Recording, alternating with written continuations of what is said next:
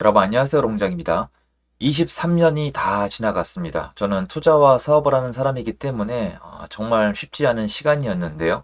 대신 언행일치죠. 제 장점 중에 하나인데 많이 배웠고 많이 기록해 놓았고 제 스스로 성장했다고 생각을 해요. 그리고 이제 또 책을 쓰고 싶을 만큼 책을 좀 쓰고 싶어질 만큼 뭔가를 많이 남겼습니다. 이거를 가지고 더 성장해서 사업도 투자도 더 야무지게, 더 크게 할 수 있도록 전 최선을 다할 거고 그 성장 과정도 여러분에게 보여드리고 싶어요. 그리고 요새 요거 나올 때죠, 이제 24년 시장 전망인데 저는 부동산 시장을 보는 눈이 저는 계속 성장해 왔거든요. 그래서 요번에 한번 24년 시장에 대해서 한번 정리해서 말씀드리는 시간을 가지고자 합니다. 같이 한번 보시죠. 시청하시기 전에 구독하기, 좋아요, 멤버십 부탁드리고요. 멤버십은 매주 토요일 라이브를 진행하고 있습니다. 그리고 이제 초급 강의, 그것도 아래 링크에서 확인이 가능하세요. 그래서 언제 집 사라고요? 전문가 10인이 내다본 24년 부동산 이렇게 나와 있는데 일단 요런 거 이제 신문 기사 같은 거 읽고 집 사는 타이밍 재는 건 좀 아닌 것 같고요. 그리고 제가 이번에 발견한 또 재밌는 점인데요. 이런 부동산 시장 전망이 컨텐츠 생태계는 분명히 있고요. 이 특성상 이분들은 많은 것들을 이미 알고 계실 거 아니에요. 현재 시장이 그대로 갈 것 같다는 뉘앙스가 제일 좋습니다. 단편적인 예로 제가 잠실 아파트를 사도 된다라고 강력하게 말씀드린 적이 있어요. 22년도 하반기랑 23년도 초반기였는데요.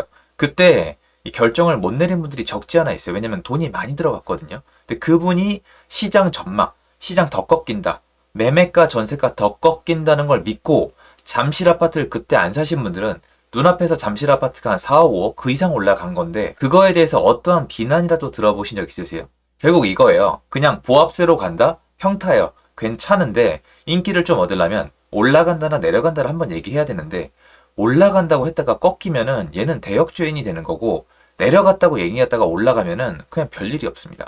저 아무 꾸밈 없이 말씀드리는 거예요. 이게 우리 현실이에요. 내려간다고 해서 이 사람이 매수 기회를 놓쳐도 욕은 안 먹어요. 그런데 올라간다. 내가 이제 매수 타이밍이라고 얘기했다가 꺾이면은 이건 정말 죽이려고 하더라고요. 그럼 누가 여러분에게 있을 수도 있는 기회에 대해서 적극적으로 얘기하겠어요. 요거는 알고 컨텐츠들을 소화하시면 좋지 않을까요? 이분들 말씀하신 내용 말고요. 제 얘기를 하도록 할게요. 일단 제 얘기는 이거예요. 이분들이 한 주장을 얘기하는 게 아니라 지금 24년도 전망을 만약에 오른다 내린다라고 한다면은 제 주장이랑 차이가 있어요. 일단은 제가 쭉 만나서 여쭤봤거든요. 선생님 24년 전망 궁금하세요? 네, 궁금해요. 그러면 제가 먼저 뭘 여쭤봤냐면 제가 궁금해서 그런데 선생님이 보셨을 때 23년도 부동산 시장은 상승했나요? 하락했나요? 하고 여쭤보면 대답을 선뜻 잘 못해요. 왜냐면 내려갔다고는 알고 있는데 뭔가를 알고 있는 거죠. 뭐냐면 오른 곳도 있다는 거예요. 왜냐면 본인 동네나 옆 동네에 잘 사는 집은 다시 올라갔거든요. 올라간 것도 아니에요. 완전히 꺾였다가 폭락했다가 회복한 건데 23년도에 일어났으니까 23년도를 내가 상승했다고 해야 되나? 하락했다고 해야 되나? 이게 헷갈리시는 거예요. 정리를 해드리자면 23년도 한 해는 시장이 내려갔죠. 간단하게 말씀을 드릴게요. 이게 KB 시계열 이제 23년 마지막 건데요. 여기가 누적이에요. 23년 누적했을 때 매매가는 어떻게 됐냐? 아니면은 23년 누적했을 때 전세가는 어떻게 됐냐인데 이게 원래 꽉 차 있어요, 대부분. 아무리 그래도. 근데 내고 빼고는 여기 하락한 데 보이세요? 많이 하락한 곳은 동두천 같은 곳은 23년 동안에 마이너스 15% 찍은 거예요. 마이너스 15%는 여러분 반토막 난 아파트도 있다는 뜻이에요. 가보시면 제 경험상 그래요.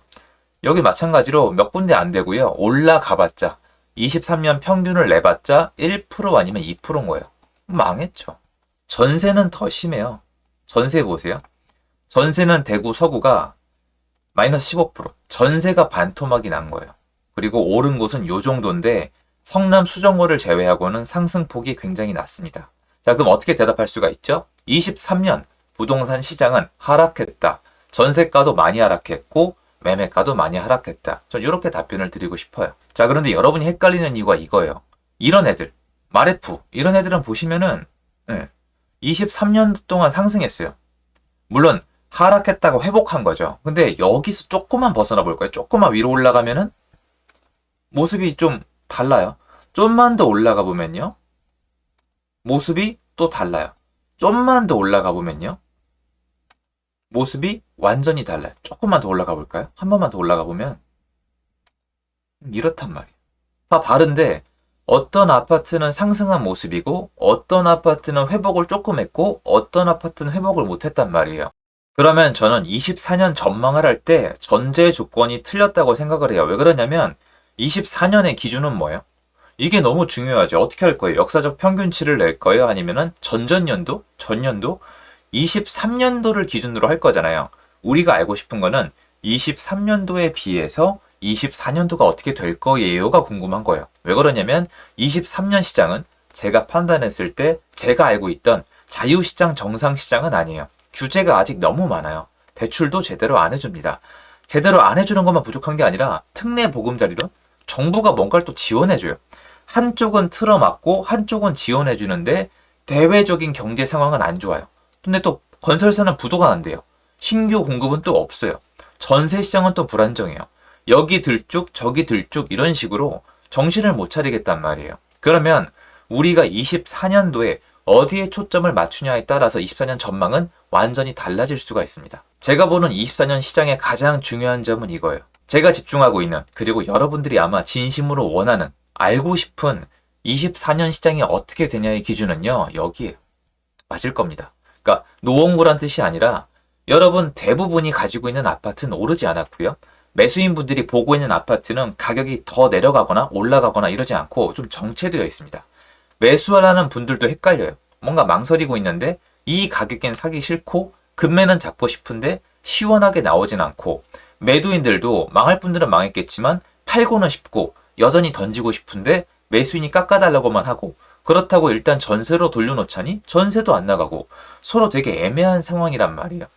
대부분의 사람이 동감하는 시장에 대한 23년도에서의 24년도로의 전환점, 여기서 어떤 변화가 있을지가 사실 여러분이 알고 싶어하는 24년도의 변환점 아닐까요? 즉, 여러분들이 생각하기에 지금 시장에서 소외받은 아파트가 24년도에는 회복을 하냐 안 하냐가 중요한 거예요. 자, 그런데 요거만 일단 예를 들어 볼게요.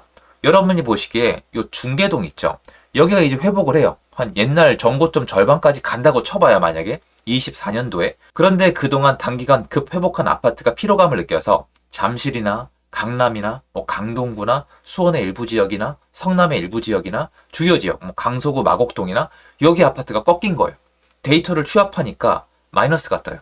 아까 보신 것처럼 시계열이 마이너스가 떴는데 알고 보니까 고가 아파트가 살짝 꺾인 거고 24년도에 여태까지 회복하지 못했던 아파트가 회복을 해요. 그러면 여러분 어떻게 생각하실까요? 그땐 아마 상승했다고 느낄 거예요. 그런데 데이터는 하락으로 나올 겁니다. 그래서 24년도에 아파트 값이 어떻게 될 거예요는 큰 의미가 없을 수가 있습니다.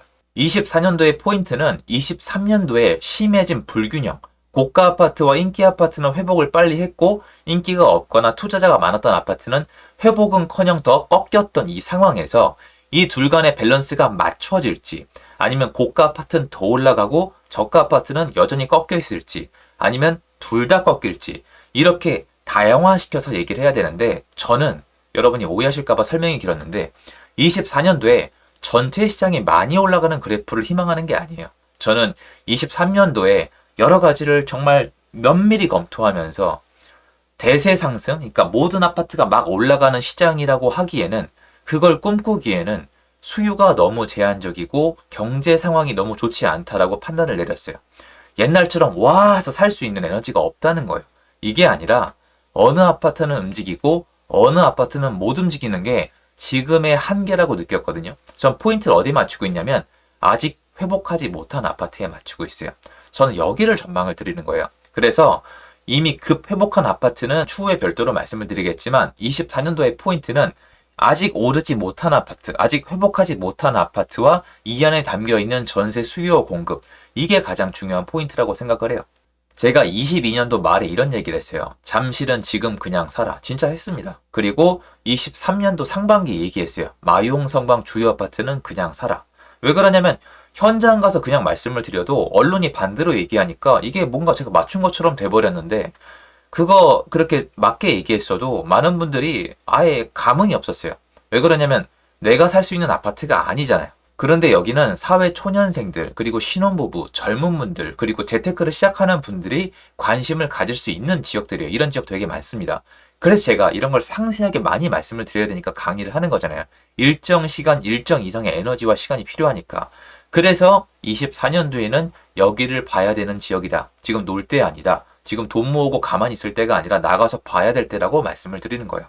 24년 시장 전체 전망에 대해서는 저는 약간 힘이 그렇게 많을 거라고 생각하진 않지만, 하지만 일부 지역, 일부 수요층을 필요로 하는 아파트는 23년도에 비해서 충분히 움직일 수 있다고 판단을 하고 있습니다. 그리고 전 이런 시장을 좋아하죠. 왜냐면 23년 시장은 부자가 더 부자가 되고 부자가 더 튼튼해지는 시장이었고, 새로운 사람이 새로운 기회를 만들기엔 굉장히 눌려있던 시장인데 24년도에는 그게 다시 조금씩 열리는 시장이라고 판단을 하고 있는 겁니다. 요거 말씀드리고 싶어서 영상 준비했습니다. 도움됐으면 좋겠고요. 다시 한번 새해 복 많이 받으십시오. 감사합니다.